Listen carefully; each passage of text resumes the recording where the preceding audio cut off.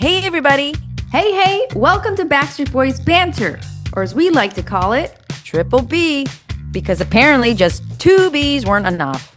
We're Erika and Monika, two sisters who grew up blasting Backstreet Boys on our CD players, and we're finally living the dream. We're starting a podcast about all things BSB. This isn't just another fan show. We're bringing the laughs, the banter, the behind-the-scenes stories, and maybe even a little karaoke. You've been warned. From iconic music videos to tour memories to the top 10 things you never knew about the boys. Nothing is off limits. And here's the best part. We want to connect with you, the grown women and men who still know every lyric, every dance move, and every time Nick, AJ, Brian, Howie, and Kevin made you smile. We even have a Facebook group where you can join the conversation. Just click the link in our show notes. So hit follow now because the Backstreet's not just back, they never left. And we're here to prove it, one episode at a time. Welcome back to the Backstreet Boys Banter Podcast. I'm Erika. And I'm Monika. And we're going to bring to you today the hidden struggles of the Backstreet Boys. And we decided to dress up a little bit. And I'm playing Nick Carter. What? And I'm AJ. Yo. Because that's how they talk.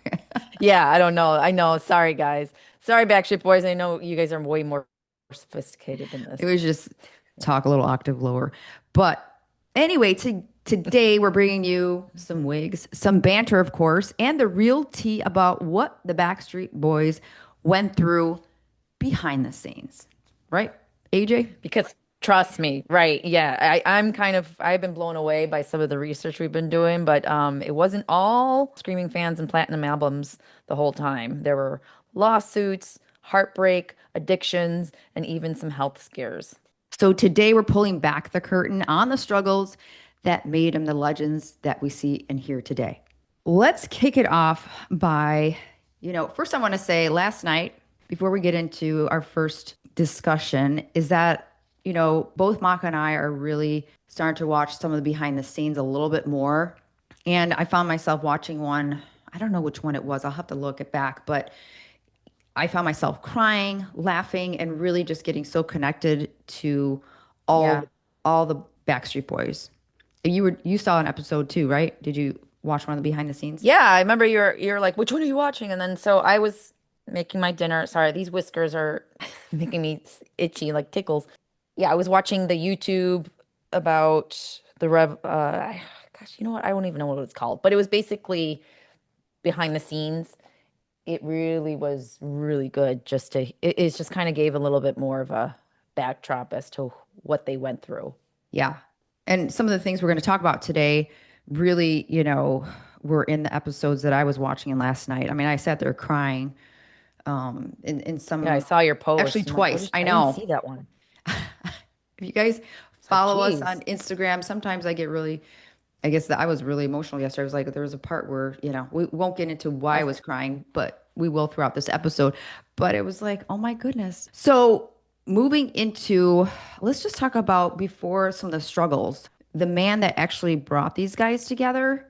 And Monica, do you want to kick this off?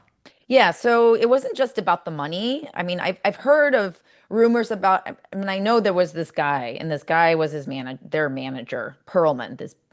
Lou Pearlman is his name, and so there's just been talk about him basically taking all their money, and he had actually. This is one of the first things that I didn't know that I heard last night was that he secretly put him down as a sixth Backstreet Boy. Yeah, in the contract and the paperwork. Yeah, I looked it up actually a little bit even further because I was like so fascinated by this. They said he generated over $10 million, just Lou Pearlman.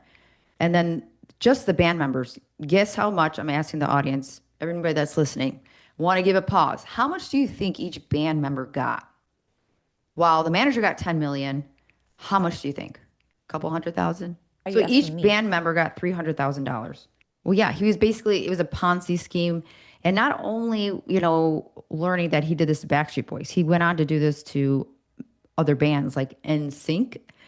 And I thought that was interesting on the behind the scenes I watched last night. Like he basically started their competitor while he was managing Backstreet Boys. That That was was like, wild. I had no crazy. He basically wanted to push them to have that competition against each other. And it's just like, wow, that's like, it's just not positive at all. Like you think they're doing so well, and then he starts a second one. I dug into this a little bit more too. So get this. It went on for so long, and he just was like a, a genius at scamming them that he fled, he fled to Bali into, he went to Indonesia to just like, because they were after him. So in 2007, so then he was extradited back to the US. He pled guilty in 2008 to conspiracy, money laundering, and making false statements. And you know how many years in prison did he get? I don't actually. I Uh, know, was it 10? no, 25 years. And so, Good for and then him. he died in 2016 of heart complications in jail. So he died at In 62. jail. I heard Yeah. that. I was like, good riddance. But then the boys, right, the Backstreet Boys, they had to basically sue him right when he was still alive. And it's never, I was looking for the exact amount. They didn't say, but there was like a multi-million dollar settlement to just basically, get out of this whole contract thing. So, To get out of the agreement? well, they had to sue him, right? So I think they had to break the contract in order for them to, and then they went, read on to see that they went to Jive Records. So that's when they Hmm. realized, okay, we need to read the contract. I mean, when you're young like that, you're just like happy to get a break, you know? Yeah, and unfortunately, the music industry has never really had the most positive reputation for those reasons, right? There's always a lot of taking advantage of the artist. Yeah, who was it? Teddy Swimmer? Swims. Yeah, Swims. Teddy Swims. I heard him, he was one of those where, and do you know about his way to fame? I think he did his YouTube, and then he said that record companies were coming after him, and he's like, "Oh, why would I do that? People are coming to me already on YouTube." So that's kind of an Yeah. interesting story with him too. I know we're talking Backstreet Boys, but like it just shows you that how much like they take advantage of the talent.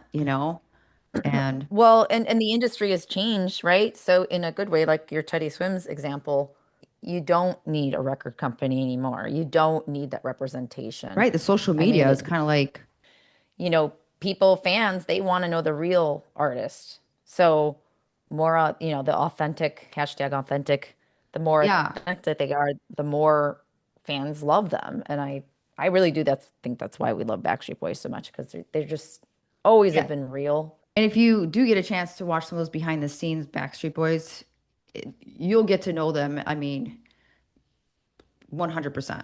I mean, each band member, they do a phenomenal job with those behind the scene things. And I was just like, I don't know why I haven't watched them sooner. But I know. I was thinking the same thing. I'm like, I could have a Friday night every night watching all these, yeah, I catching think up the on one I watched was 25 like years. 2 hours. I was like, this is fantastic.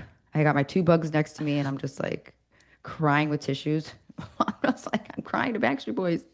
Well, they went through a lot of struggles. That's why, Monica here, she's like, let's do the struggles. I was like, actually, that's a good one because when you think about any artist, I guess a lot of artists maybe pour their music, their emotions into music, but I don't know what they're writing, if they obviously had help writing music.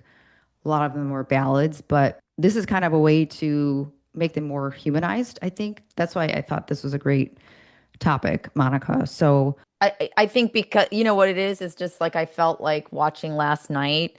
It like you said, everyone is going through something. Doesn't matter if you're a Backstreet Boy, if you're someone that's super yeah. rich or someone that isn't, everyone has struggles. And I just I love those stories because look at them now, and they're Well, yeah, and they still. spent the one that I watched last night. They're like, we basically had more than half our life in this spotlight. They don't know it any other way. And there was a lineup. They were showing all the guys, and they were doing the microphone like, "How old are you? How old are you?"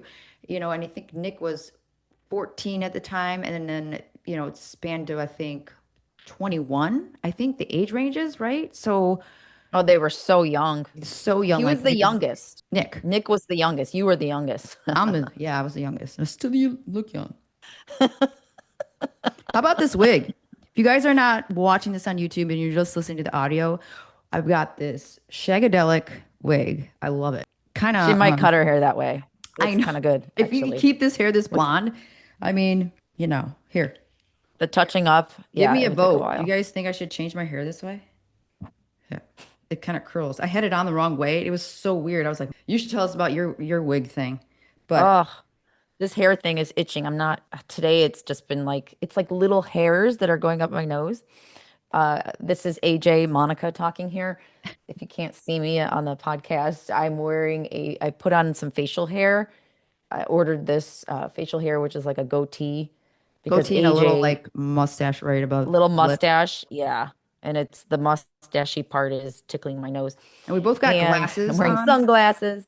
Did that? You Huh? got the chain with your wig, right? I was so surprised. I got a chain and glasses with my No, wig. I didn't get any of these are Ooh, all I was mine. These are like, my accessories. well, I went with These a are more my stuff. expensive wig because I was looking for reviews, and the original one that you sent me actually was like this lady's like, this is not what I wanted. And I'm like, oh, it was a little bit cheaper. So I went with the like higher end wig price Yeah, point. And I'm kind of happy I did because it even feels soft. I mean, the that's texture nice. of it. How's your beard feel? I think I'm gonna have to buy another one.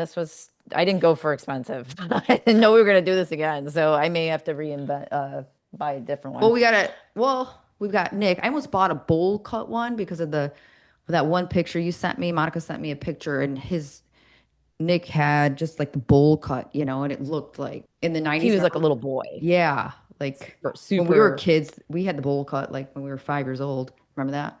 yeah, That one preschool totally. picture. Oh yeah. Literally, our mom will put us on a stool, and I remember this yellow mustard bowl, literally a bowl, put it on our head, I remember sitting in the and kitchen. I don't remember the bowl part, but I do. We would wear a garbage bag as like the apron. So she'd oh get the yeah. black garbage bag, make a hole in it. We put, over us, I mean, that's what and we did when then we were kids. We were what, like, yeah, and in then the the bowl mid cup 80s. keeps it easy. I'm like, "Deet, deet, deet, deet." I'm like, It's no, totally very foolproof, efficient. you know? But I can see why everybody did it because every mom could do it. Grab a bowl Yeah. from your kitchen cabinet, get a sharp pair of scissors, and you're done. So, I mean, too bad we can't do that now, like we for my can. hair. Why can't? I mean, you can, but probably. But anyway, Anyway, okay, we're moving on to our next struggle. Struggle is real here. And so our next well, we didn't talk about any Backstreet member. We talked about Lou Pearlman, the manager, and that was a big one. boo. Yeah, Where's the boo? boo. Big thumbs down. Although he brought Backstreet Boys, right? So, Silver lining. That's a nice silver but lining. like, why do you got to be such a crook? I don't know. It just way too I wonder, greedy. here's a question I have for that before we go into the next, Backstreet Boy struggle is did why is it that the NSYNC didn't go after him? Like, was there, Maybe they I did. I didn't don't even know. bother to research, I'm sure it happened. Not wait. I don't know. I don't have any the data for NSYNC.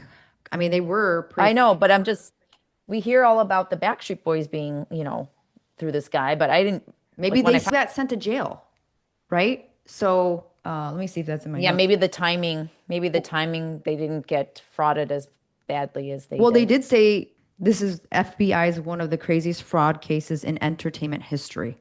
That's how they, labeled it.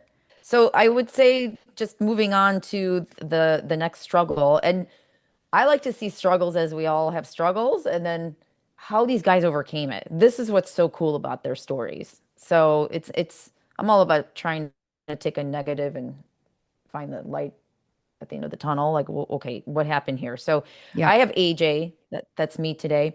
And he admitted in some of the interviews, the fame hit him really, really hard. He said he started drinking at 22. Who doesn't drink at 22? But I guess it was a lot. It was during the Millennium Tour, and it was one of the biggest tours that they did. And he sounds like he quickly spiraled. He overdid it, and I think the fame was just too much for him. So that was his go-to was alcohol. Yeah, it looks like I can add some to the AJ here. He often felt like he was the wild one because that's what Lou Pearlman, you got to have a bad boy in the band. And so he kind of had to live up to it. He mentioned that. mm, And he just, behind that image, he felt lost and unsure of who he really was without the spotlight. Because you imagine you have to put on that persona every time you go out. And And if that's all you're doing, it's like, well, that's me, I guess that's who I am. I could see that being confusing. He was 14, That's I guess, when he joined Backstreet Boys. So that's really young. I mean, that's like my daughter's age. I mean, a year younger than my that is daughter. super young. We know stardom, right? It's like no privacy, intense schedules, and it just like There's no stability in that lifestyle. puberty, You you went know, through you're just on puberty, planes. adulthood throughout that whole phase, you have no time to yourself. Anyway, you got the next one. Oh, yes, because I'm Nick. I'm Nick Carter today. And so we kind of mentioned this in the beginning. He was the youngest. I was the youngest one in the group. He came to the group at the age of 12 years old. 12 years old. What is that? Seventh grade? Crazy. And Seventh? That's no, it's younger than that, I think. Isn't that?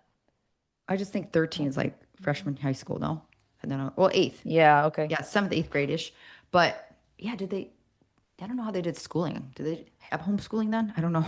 I guess they had to if they're touring. He admitted to alcohol and drugs at one point, and then his weight became an issue, which is crazy because he looks phenomenal now. You know, at one point he weighed over 220 pounds, and what that was doing is obviously wasn't good for his health, and it was creating heart problems. And so I need to, I know he had a lot of family problems, between his mom and then actually I found out. Did you know he had a sister? Sure. Yeah, I I mean, just it's all about his brother, yeah, so he had a younger sister Aaron that died in Carter. 2012 from a drug overdose. Leslie Oh, was her name. Jesus. I know. I was like, ooh. And then Eric Carter, of course, struggled. And then, yeah, that was in 2022. We all heard about that. It's so, I don't know, like Yeah. being around that kind of stuff. Although last night, okay, going back to what I was watching last night, he went back to visit his school and the one teacher. This is such a good feel good story, and this is where one of the parts of the where I cried. I just started bawling. I was just like, he met with his music teacher, and the music teacher was still there, still teaching, and he just Wow. yeah, and the teacher was there, and then he was, you know, I forgot what she gave him, but he just, I think it was like something maybe she kept and she thought she would always give back to him. I forgot it was like a word or something because he used to sing in the plays, and he was in middle school. And it was the cutest thing. They showed So footage of him cute. on the stage. And he as a grown man, he just started, how you have like a trauma response? Like he just started bawling. And then all the Backstreet Boys, you could tell they kind of blurred him in the back, but everybody was just like there with him, kind of like feeling that emotion. He's like, I'm sorry, but this was, it kind of gets me choked up too, thinking about it because it made me cry. But he's like, this was the only light I had, you know, Mm, knowing, because my family life was so bad. And, as a kid, you yeah. don't know, but you knew it wasn't good. And so he just, at Mm, that point, he just like cried. So yeah. he's in a better place now. Obviously, he lives in Vegas. Did you know that? I didn't know that. So when they did this I didn't last know red, he lived in Vegas. yeah, he left California when they did that first residency, the one that we went to with do you have the blue cup, the other cup? Oh, that's when he moved there? Yes, Yeah, I in do. 2017. Cheers. Cheers Cheers. to Vegas. And anyway, yeah, he moved there and he found, now he's got his home, family, and all that stuff that he said that grounded him. And, he's lucky because he's like, I get to take the kids to school while the boy, the other band members, yeah, he's the only one Yeah. that he lives in Vegas. So That's crazy. I didn't for know him, he he lived in just, Vegas. yeah, I know. It's like, wow, he must live close to the sphere. So the next one is Brian, and his story, I just adore Brian. He's just so cute. I Um, know, I know. I feel like this wig could, I don't know if I can get another wig that'll be Brian. maybe. I'm sure we could find some. Maybe we could find something. But he's both inspiring and heartbreaking. No pun intended with this story. Boo boo And boo. he Yeah. was basically born with a hole in his heart. It was a congenital defect. And so he had to have open heart surgery in 1998, like right in the middle of everything. Like 1998 and then 1999 was when they had their Millennium Tour. So I don't know how many weeks he had, but he didn't have much time in between when he had the open heart surgery and went back to singing on tour. Within months. Like, Yeah. can you imagine? It's We called, should look up. I didn't get the exact how much time in between, but I remember I was watching last night. yeah, I People guess, had no idea he went through. Oh, can you imagine your whole heart is cut open and then you're going back on stage, going As they were and it's, breaking records, that's when he did it, like in the middle of that whole peak of popularity. So but he's at been the through a lot. same time, I thought is, wow, maybe that inspired him, Yeah, and then physical. they all have, a unique voice because without even one of them, it totally breaks that energy and they all have an important place in their vocals. And Brian's was like, of course, really important, just as important as the other ones. But, moving on to the other challenge. I mean, Brian's being challenged a lot with his own personal health, right? So the other thing, if I can take this one, Monica, he started to battle his vocals. I guess fans, I never noticed it, but I think you could probably notice it more when you go to the shows, when you're closer. Then, of course, if you do it in the studio. But fans started noticing his voice sounded like different during the tours in the 2010. It was because of the heart surgery is what it was a side effect Oh, is that what it is what it was? was when I was listening. Yeah, I was listening last night. And so he had also kind of a personal moment on one of the Yeah, videos I had that one too that I was watching. he was basically it made tension in the nerves and so it spazzes the neurological part of the vocal cords.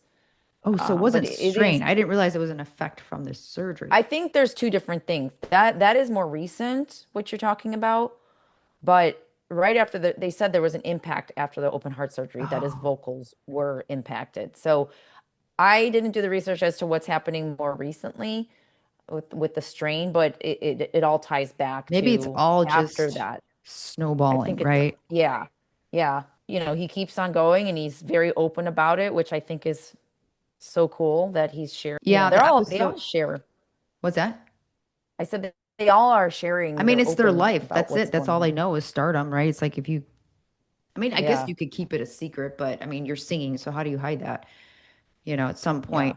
yeah. And that actually, there was a blow up last night in the one that I watched behind the scenes. Like they're in this studio room and they're all talking about the next songs that they're probably going to put on another album. And all of a sudden, I don't know, Nick and Brian get into it, and then Nick's like, he just like lets it all out. He's like, why don't we talk about what everybody's talking about in your voice and how people are questioning and why the producers are questioning your voice and stuff. I'm like, oh, totally like just calling it out. And Brian's like, I got to deal with this on my own. I don't know. It was just such a like, I didn't know that was going to happen. Oof.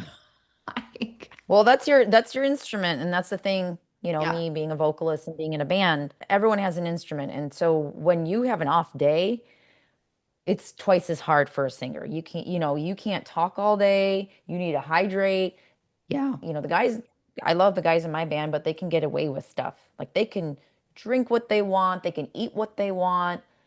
Our vocals, like if I'm thirsty or like eat something salty, forget about having a drink or anything, like it impacts everything in the instrument. So the fact that he has something that complex, I would say, trying to control it, he had to get through vocal training and probably experts to help him. So yeah. gosh, I can't even imagine, you know.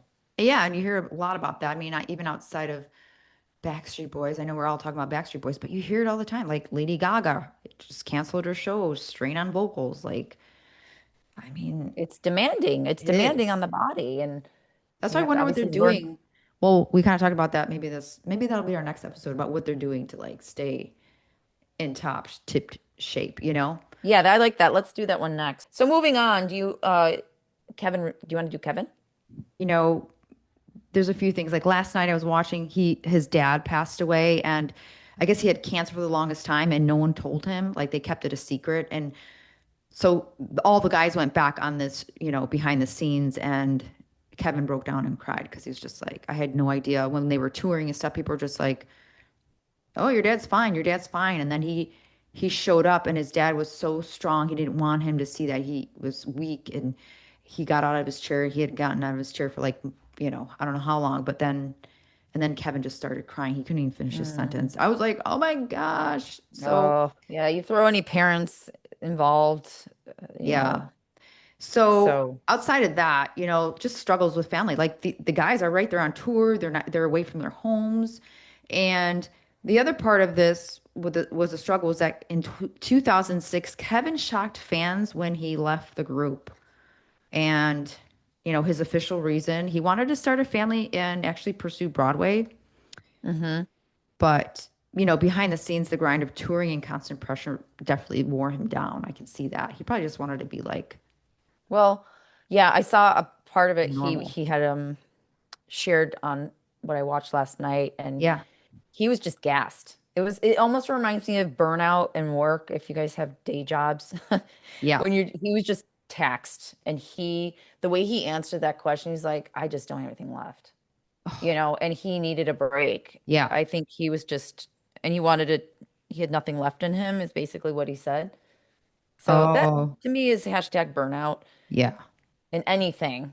I mean, so went to start a family, go to Broadway, Well, and like when we went from 5 members to 4 band members. I like kind of I remember barely this. remember. Yeah, a little Yeah, bit. a little bit. I mean, obviously it was what, 6 year? Yeah, 6 years. So, and then in 2012, he rejoined at the London event. It felt like Yeah. the family was complete again. So I guess that was the history on that. I mean, 6 years is a nice break. I mean, Well, and I didn't cry, but it was very sentimental, the way they edited it. And he's like, well, everyone's like, well, what's the real reason you came back? He's like, I missed my family. I'm like, oh my oh, God, this is so sweet. Like he realized how, I think it's as you get older, you realize what really is important. It's like what people are in your life, you yeah, know, yeah, and it just kind of looked like he missed them. yeah. So very sweet. Was there any other one that we missed? I think that's it. I mean, looks like Howie had no struggles. Your Latin lover, wink, wink. Yeah. Well, maybe he did, and it wasn't just. We'll have to find out if there was any. Maybe we'll I find mean, out. these But were yeah, really. these are the major ones. Wait, who are we missing? We had Brian, Nick, Oh, okay, I Kevin. mean, Yeah, he still got jaded by Lou Pearlman, so there was that. yeah. I mean, they all did, of course, but Hmm. So uh, where do you think we learned from these struggles, takeaways? you know, I think mental health, right? And I think that's, AJ, I was watching behind the scenes last night, and he talks about that. At some point, you know, what was it? Brian? Yeah, Brian made sure because they were all sick of it, right? Because AJ just kept going and he would like miss practices, he would be late, he'd show up drunk, blah, blah, blah, the whole story. And so Nick was the one that like told him enough is enough. Like that's a light way of saying it, but I forgot if I had that. Yeah, he was like missing lyrics on shows and just it was just going down a bad But yeah, path. but I think Brian was the one that really kind of pushed it. He's just like, this is enough. You're breaking up the family, and when you kind of like, Mm. I feel like when you say it like that, it's just not more about, it's not about you, it's about us, Yeah, and they did an intervention. They did yeah. an forget, don't quote me on this, but I think they said it was like on MTV or something. Oh, where Like it they was like kind of live. yeah, they like called him out on it and said that about the rehab idea. So I don't know exactly which show it was, but it was for MTV. I remember that. It would And be they said cool that to watch all that old stuff. I wonder if we can, I'm old sure MTV. there's Remember yeah, MTV? Oh my God, we barely had it, right? We had it for a little bit and then I don't know. we didn't have it. We didn't have cable. We had cable for a little bit. Where did we watch it then? Not our house. It was only, yeah, if we went to somebody's house that had the I know. cool I just TV. remember was it still, when did MTV go bust? I can't remember now. But Mm-mm. I just remember the spring breaks. It was during college, right? Because we are like, spring break. Yeah, I think college is when we got able We to got cable catch at it. Purdue, I think. We had this small little TV, but it was like our TV and it was Hey, loaded, cable. I think it loaded came with, with the dorm. Came with the dorm. well, it should after, all that tuition. But Yeah. so what else would So, we learn? Okay, yeah. So mental health, super important. There's a common theme where, when people turn to like Nick and AJ, they leaned into drugs and alcohol. You just want to escape. You kind of want to just escape. You don't know how to process those feelings, and you kind of want to go to another world. That's how I like yeah. took this, and Well, I think that's why we escaped it. We escaped to Backstreet Boys. We have a healthy addiction. right right? now because, you know, it's not a Yeah, drug. you were Maybe it talking is a about drug. burnout. Like, how do you personally feel like, after hearing this, Monica? Well, I'm not turning to alcohol or drugs. But Burnout you know, like is being a burnout, like how do you process burnout? Because burnout is tough. I think one of the things that I felt I got from these stories is that they leaned on each other. You my know, oh, I glasses lean off. on you. Just take your glasses off. Oh, whoa. I would say leaning on each other and having people around you. You know, I have a song called shameless plug here, human connection. You know, there's this sense of I work from home and there's this ache that feels like Yeah. you need to be around people. And so people that you trust. And it sounds like these guys went through their own battles, right? Everyone goes on their own battles, but then in the end, it sounds like they all scraped each other up, Yeah, you're you right. know? They were looking out for each other. I mean, sure, they're in a band and they needed each other from a business standpoint, but you want to see your brother, go down that path because they're brothers, not by blood, but all these years you're going to be a Yeah, family. So, totally. yeah, I agree. I Okay. This is warm and fuzzy. This is a warm and fuzzy one. And we want to hear from you, right, Erica? Yeah. What story surprised you, or do you have a story about the Backstreet Boys that you'd like to add? If, share it on our Facebook group. We always like to hear from you. We just started up, so forgive us if we're Yeah, not you perfect guys, here. yeah, we're not perfect. We are keeping it real as always with these fake wigs. Yes, I think this is going to go in the trash. Everyone would get a new one We gotta because get it's, a I had to deluxe. cut it in the bathroom. It's like not sticking the same way. This is my second time wearing it. Yeah. It's So okay. thanks for listening. Join us in the group, as Monica said, and make sure you subscribe and follow. And we will see you next time. See you next time. Bye.